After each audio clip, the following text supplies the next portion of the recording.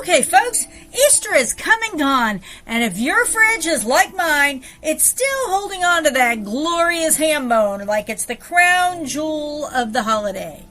But before you consider tossing it or letting it get pushed behind the leftover deviled eggs, rest in peace, hold up.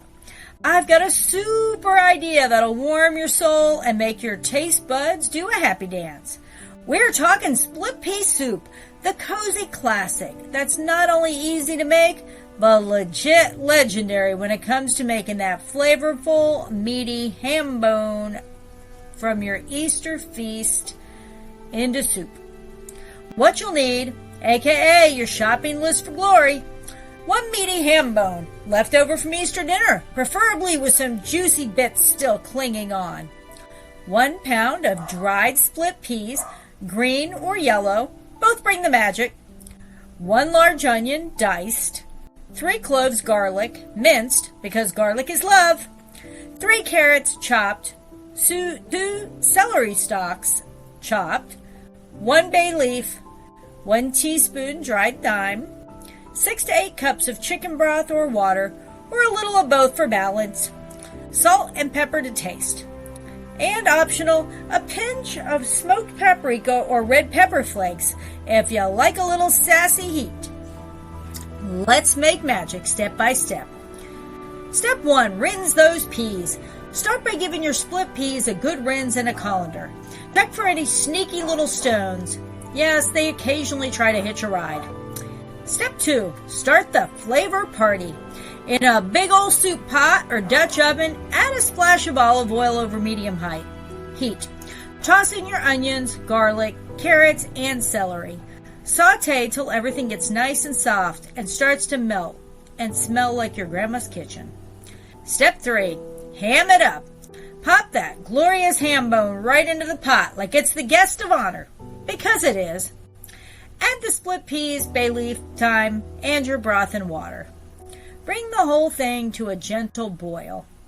Simmer down now. Reduce heat and simmer uncovered for about 60 to 90 minutes, stirring occasionally. The split peas will break down into creamy goodness.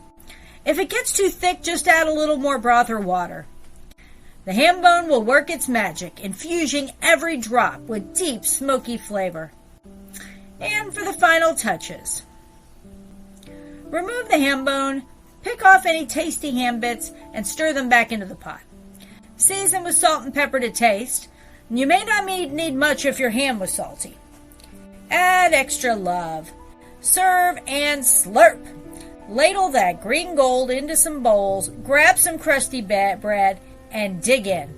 Trust me, this stuff tastes like a hug in a bowl. Even picky eaters and leftover haters will be asking for seconds. Bonus tip: split pea soup freezes like a dream, so make a double batch and thank yourself later. And if your kitchen isn't soup worthy, let's fix that. If you're dreaming of a kitchen that inspires more homemade moments and way less counter clutter, let's chat. Whether it's a cozy cottage or a gourmet chef's kitchen you're after, I can help you find the perfect home to simmer, saute, and serve in. Call or text me anytime at 321-480-7662.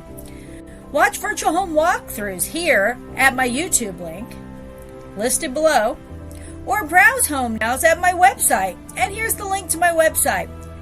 So what's better than a warm bowl of homemade split pea soup after Easter? A warm bowl of soup in your new kitchen, of course. Now excuse me while I go ladle myself another bowl. Have an amazing day. Margaret signing off.